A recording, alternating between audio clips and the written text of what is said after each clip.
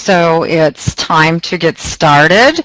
My name's Jackie Tijerina from the Center on Community Living and Careers at the Institute on Disability and Community at Indiana University. I would like to welcome you to part 2 of the Effective Staffing webinar series, Who's on First? And I'd like to remind you that last month we did a webinar, first part. George Tilson was the guest speaker who's handling your business cards. And you can find that archived webinar on our website, iidc.indiana.edu. If you go to our website, it's under the CCLC and then trainings and past trainings. So I encourage you to check out that website because we do have all of our old Check Connect webinars listed there. A few housekeeping things. Notice the chat box. I see many of you are already using it. If you have questions throughout this webinar, if you could just type them in there and we'll keep track of those. And at the end, our speakers will answer your questions. And the closed captioning, of course, is to the right. Now I would like to introduce our guest speakers today who come from the northern end of the state. First, we're going to hear from Susan Feltinsky. Sorry if I did not say your last name correct, Susan. She is the program manager for the employment services at ADECT, and Sarah Howard is the senior manager at ADECT. We're also going to hear from Drew Lyon, and he is at Cardinal Services. Career Links is the name of their employment program. So, and if you all would just let me know when you're ready to go to the next slide, I will go ahead and forward it. So we've been doing this new employment service model for almost a year and a half now. And I'm pretty sure that most of the providers across the state are in agreement that things have to operate a little differently than the way they were under our RBF model. So that's what we're going to talk about a little bit today, what ADECT and Cardinal have discovered and what some of the changes that they've made. And first we're going to hear from Sarah. So I think that, these are some challenges that the majority of providers have had across the board, adjusting from the RBF model to the current model that we use. So some of the focus is aligning services and staff with the new model or the current model have been a focus on meeting or exceeding the budget because initially under the new model, I think that was probably adjusting the budget from an RBF to the hybrid model that we have now was a challenge across the board. Making sure that we were able to provide rapid response to customers, services, making that adjustment of delivering hourly based services and the time that took compared to the services that were offered under the RBF model. So that was a challenge. And then efficiently using the authorized hours, since we did switch to, the hybrid of the hourly with the milestone.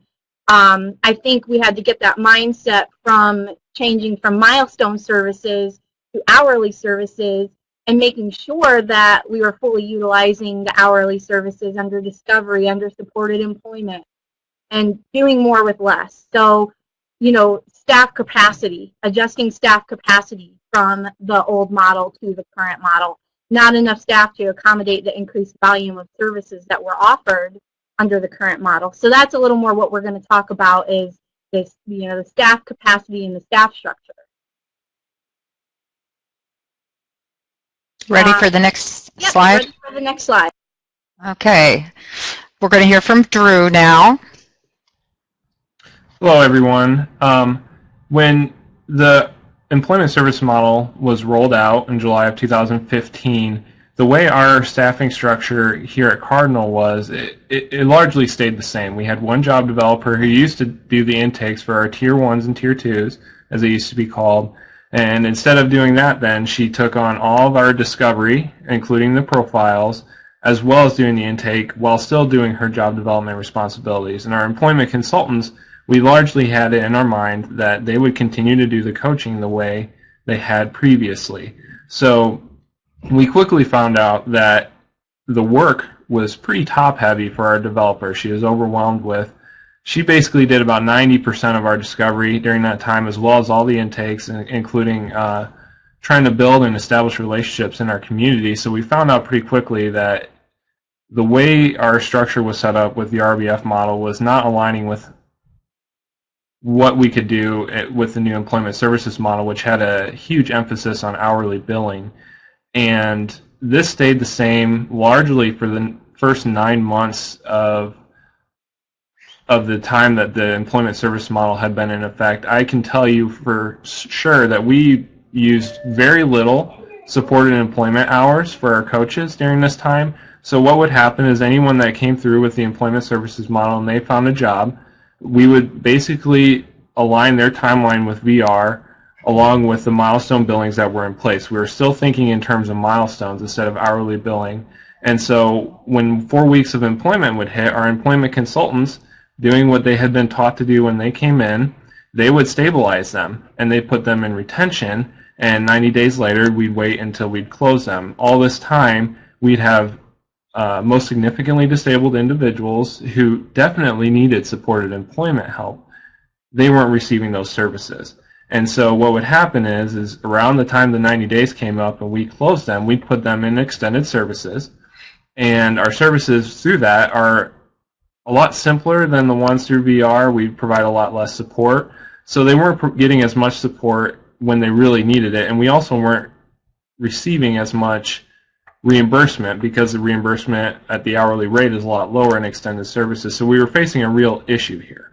And that was until Jackie Tijerina and Kelly Land, they were both our technical assistant providers here. They came up, and the first thing that they talked to us about is how our staffing structure was set up. It wasn't aligning with how we could be successful here. There was not a focus on supported employment hours for those who needed it. And then at the same time, our developer was being overworked with the amount of discovery that she was doing on her own. So if you want to go to the next slide, Jackie, you can.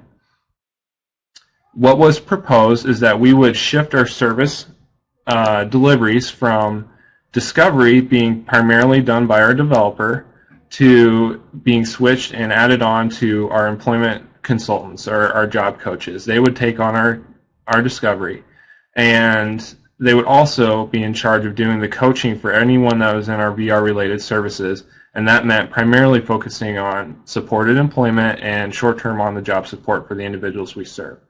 And that in itself led to a little bit of a ripple effect, and we quickly realized that we would need another employment consultant to take on the responsibilities that were needed for those that were already in extended services and had closed from VR.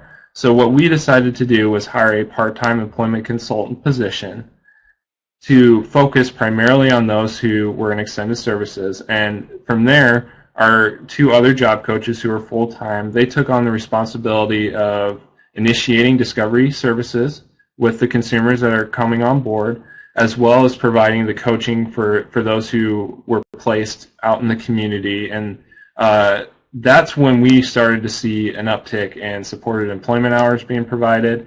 And then another aspect was, I probably should have mentioned sooner, we are allowed to keep most of our individuals in services in VR up to 24 months now. So there's a little bit of a longer time frame before they hit extended services, and this has greatly allowed them to slow down the pressure and the need to try to close these people out and think more in terms of milestones instead of hourly billing, which is what they should be doing.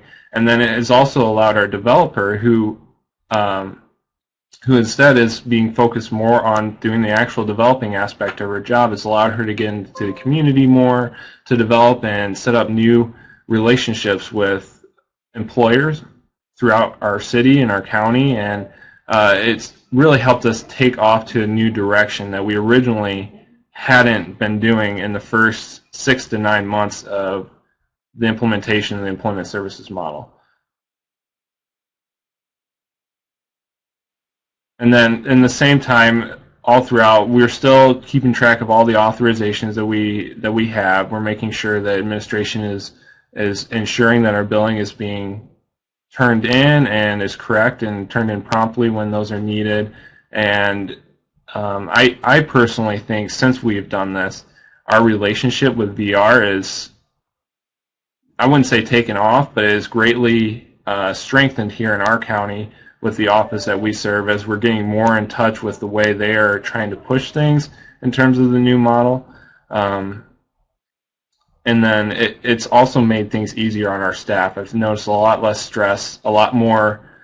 I've seen a lot more moments where my team has sort of had that light bulb moment go off, where they say, "Okay, I see where we're going here now. I understand what we're doing differently and why we need to do it differently in order to be successful and provide the best kind of service that we can to the individuals we serve." And then I don't have anything else to add, Jackie, if you want to include some more here. No, I think you summarized it pretty well. Okay. And we're still working. We're still working towards trying to get the billing down so that it flows a little more easier at Cardinal, but we're getting there. So, okay, let's move to the next slide. And Susan?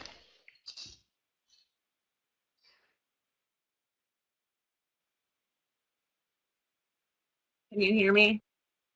Right, there you go. Mm-hmm. I had to kick Sarah out of her seat. So this slide shows what our staffing structure was just prior to the start of our current model. So this is how we were running under the RBF model. We have the program director, who just kind of oversaw program manager. Oh, Susan, we can't hear you. The milestone invoices and assigning caseloads, but then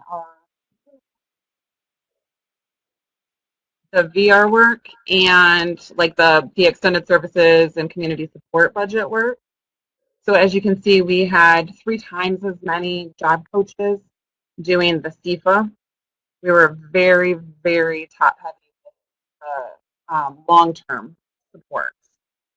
We had 2 job developers across 2 counties, so 1 in each county to do all of the VR work. This setup was absolutely not okay with the employment services model that we have today.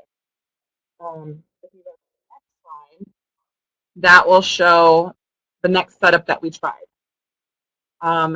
So we realized quickly that developers were not going to be able to do the discovery, the job search and placement, the initial job training and supported employment. Can we stop 1 second? So we thought that we would try to let everybody kind of follow the natural flow of the process. So you would start with somebody to do the intake, to do the discovery, to do the job search and placement, and their supported employment. It was not effective. It was not efficient. We quickly bottlenecked on several caseloads with the different stages that were available. So then we kind of reconvened to see what we needed to fit. The system that we're running now, which Sarah will talk about.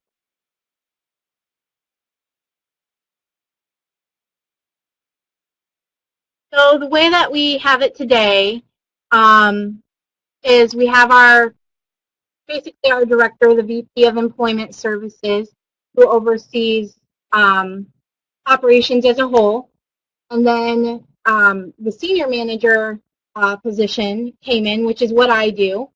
And basically my responsibility is overall program growth and development, the networking, business development, personnel supervision, go out into the field, meet with the employers, meet with the employment consultants out in the field, program initiatives, developing key relationships that are readily available for our team of employment consultants to use with the clients that they're providing services for. And then that's split off from the program manager, which is what Susan fulfills the functions of. So the role of the program manager is it's kind of twofold. It's to, perform the administrative tasks that, the senior manager role would have typically performed: billing prep, receiving the authorizations from VR, caseload assignment, tracking of caseloads. So really the services and the processes of those services is what Susan oversees as the program manager. And we've recently added Susan completing all of the new referral intakes to remove that responsibility from the employment consultants so they can focus on their current caseload. And she also is a key role in staff onboarding and training new staff that come in. The employment consultants, we split back up, so rather than having everybody do everything, that created that, that bottleneck, and then certain clients not getting the services that they should have been getting, we split it off into kind of two roles in the employment consultant function. We have the employment consultants who primarily have VR caseloads. So those employment consultants are responsible for discovery activities, job search and job placement. We have two who do BINs, the initial supported employment once they place someone, job training, TWEs, and then there's one employment consultant that we have that's dedicated to project search. The other employment consultant role are the extended services employment consultants. So they provide supported employment and job coaching to clients regardless of the funding source. So this helps once we place a client into a new job and that employment consultant has provided that initial supported employment, and then they transition into extended services employment consultant. That individual also does our extended services under waiver and community support budget, and they can assist with TWEs as needed. So that's the model that we currently utilize that has proven to be the most successful so far. Of course, we know things are changing. We make tweaks here and there as we see needs. But what we've noticed is with having these focused roles, when we had an increase in supported employment because we had job coaches take over for that, there was an increase in the utilization of discovery hours because those VR employment consultants were able to go back to focus on those caseloads. So this seems to be the most advantageous so far for us. And unless anybody else has anything to add, that's it for the slide from me.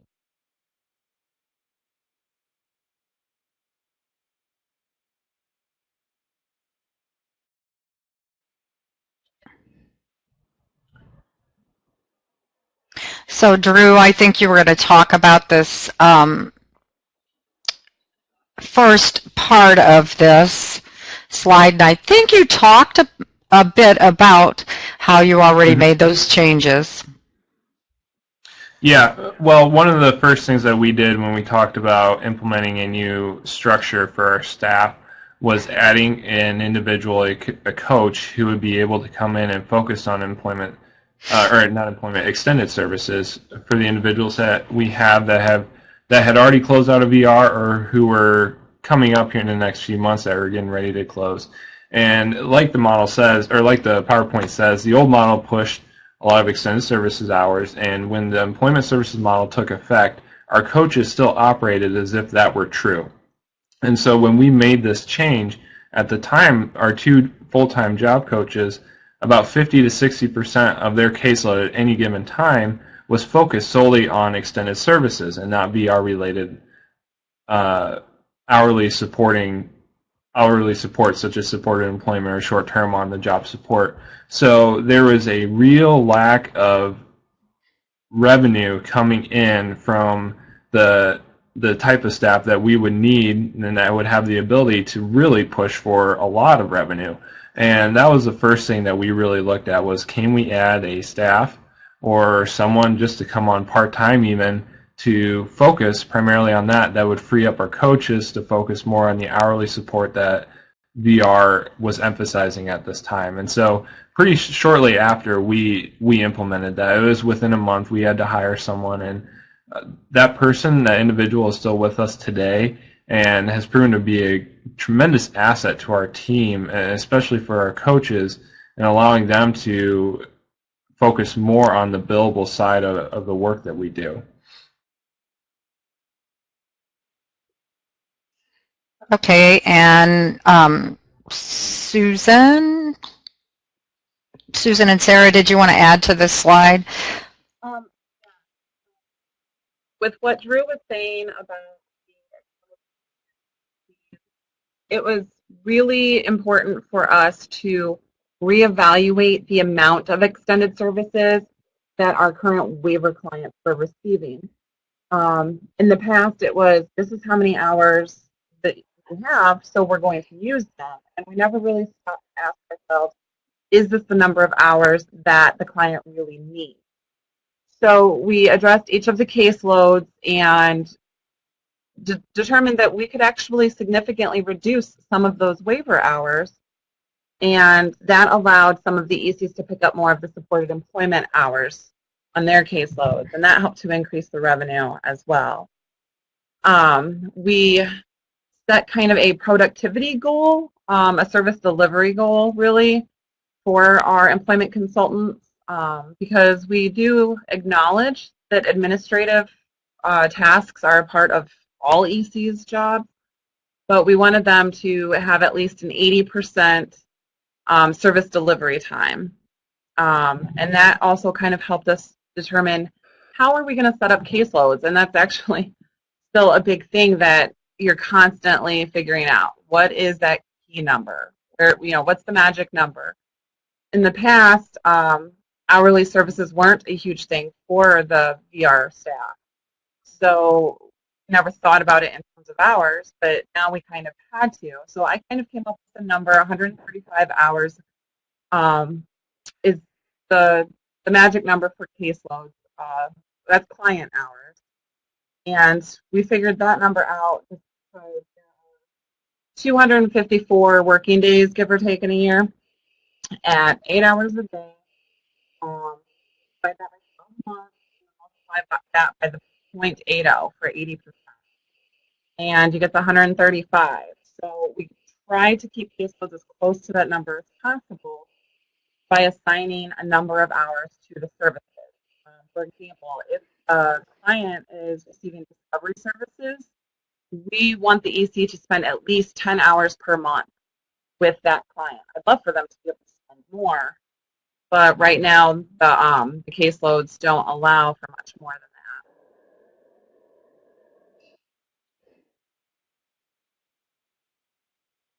This is Jackie. I just wanted to add to what Drew said, and ADECT, I believe, did the same thing when they were talking about how do you determine what the support needs. I think they were finding that just because they had waiver hours to use every month, was that really what that consumer needed? And so they used the ESRP as a tool to kind of go through and really evaluate what support is this person getting on the job, or what is their support need. So I just wanted to add that. We're ready to move on? So this slide is about kind of supervision overall. What we can do as directors or managers or program managers, whatever your title is, to help support the employment consultants who actually work with the clients and are working hard to utilize the VR authorizations that come in effectively, whether it's discovery or supported employment. And what can we do to try to help reduce that administrative time that Susan talked about, earlier, that's come up a couple times, because the administrative function is still always going to be a part of the employment consultant or employment specialist role because you have documentation, you have travel time. But what can we do to help reduce that?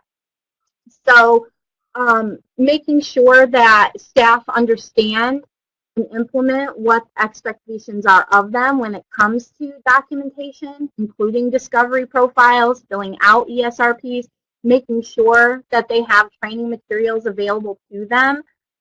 For example, one of the things that we did at ADEC was Susan and I worked together and we came up with an employment services manual, kind of a binder that we give to all of our staff so they can take it along. It's got the full VR manual in it. Sorry. It's got the VR manual in it. It's got all of the updated forms, discovery profiles, ESRPs.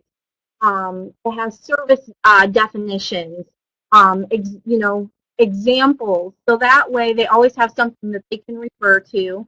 And if there are changes or modifications or updates, from VR's end or wherever, they can just print those updated forms and, keep them with them in that binder as a training tool. And that has been really successful in implementation. Making sure that we hold office hours at the end of the month for the employment consultants to complete documentation with assistance from the program manager as necessary. For me, as a senior manager, visiting people in the field, visiting job sites to develop those relationships that are available for employment consultants to use to help kind of give them resources that are, like I said, readily available. I, take care of the client surveys, making sure families and stakeholders are satisfied so that the employment consultants can focus just on the service delivery and I can focus on the follow-up and the satisfaction. So those are, some of the key things that we've done, not just telling people, what to do, but actually giving them the tools. And they have the mobility to be out in the field. All of our employment consultants have laptops. They have cell phones, so they always have access to Outlook calendars, to their email, to their living documents that they can fill out as they go along. So they're not spending as much time, in an office doing administrative work. So, those are just some of the key things that we've done to help support the staff. And Drew, do you have anything you would like to add to this? Yeah, well, one of the things that stuck out to me when they were talking about was the office hours and the end of the month. One thing that we really stress to our employment consultants is the less that you are in the office, the better. However, when it comes time to get their billings turned in, that sort of turns on us, and they're going against their nature and getting these billings done. So we always make sure to provide time for them to be able to come in, ask questions, make sure they have everyone properly documented, all the official documentation that they need to turn in to VR as well as to our fiscal department. And that helps them out. It takes a little bit of stress away instead of having to worry at the last minute that they have everything in. We begin communicating days before and allowing time for them just to, we understand they will be in the office. They need to get this done. And we also provide cell phones and laptops to all of our staff so that at any given time that they can communicate with someone else. We operate with OneDrive, so they're able to upload documents into a shared file space that allows each of us to see what's going on. If we need to make adjustments, we can do that before sending it on our way. And I just want to add one thing.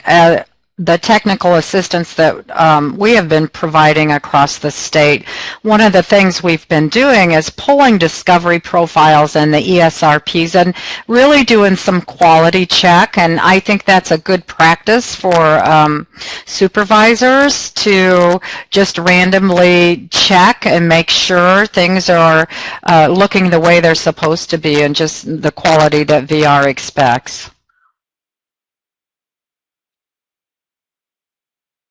And I guess this is continued. Susan, did you want to talk to this? Well, we talked about some of this already, but just going back to the first slide, this highlights a couple things.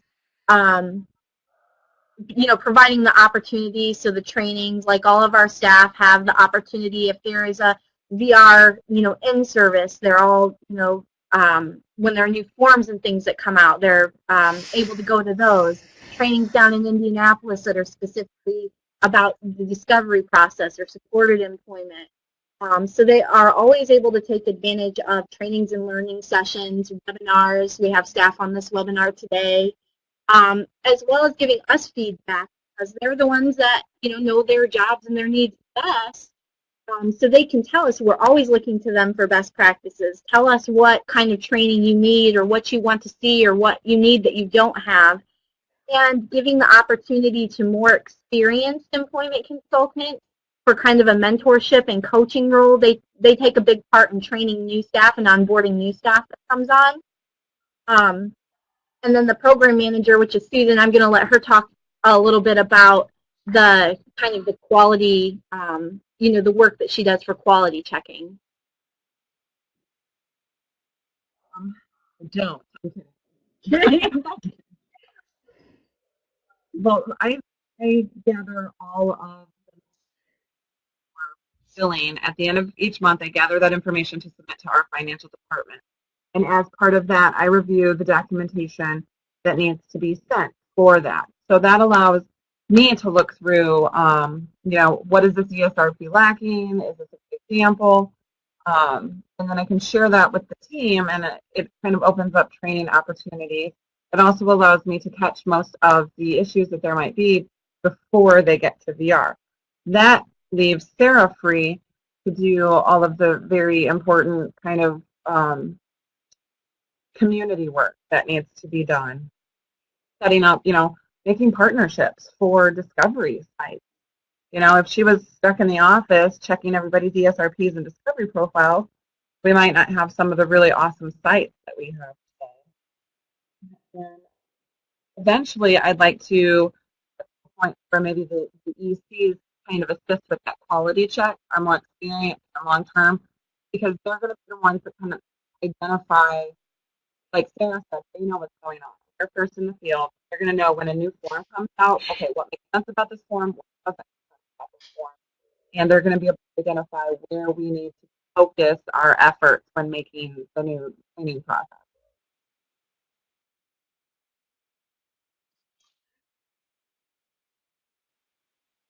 I think that's it, unless Drew. I have nothing to add. Okay. I guess that brings us to questions. Does anybody have any questions for our speakers? I'd also like to encourage anyone that's on, if they have a staffing structure that seems to be working really well for them, please will you email us so we can share that information with other agencies to see if it might be something that works for them. Every agency looks different. They have caseloads that are different sizes, the people they serve. So feel free to share that information with us. Pat has a question. Do you feel that iPads are as useful as laptops on the job sites?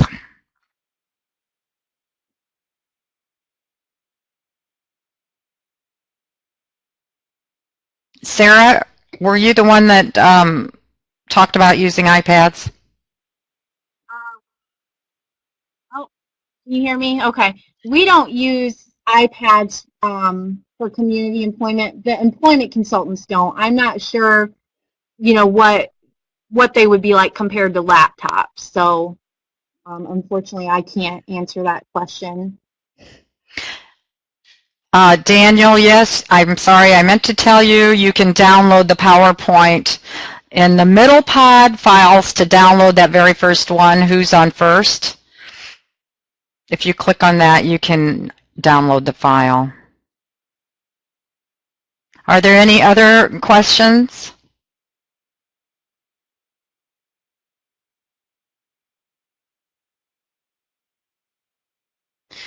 Once again, if you want to contact us and share any information you may have about how your operation is working, and we'd love to share it with folks. Here's our contact information, and again, you can download the PowerPoint in the middle pod, and you can also review, once again, a reminder, on our website, the past archived webinars. So thank you for joining us today, and thank you, Drew, Sarah, and Susan, for your time. Thank you, everyone. Bye. Thank you all.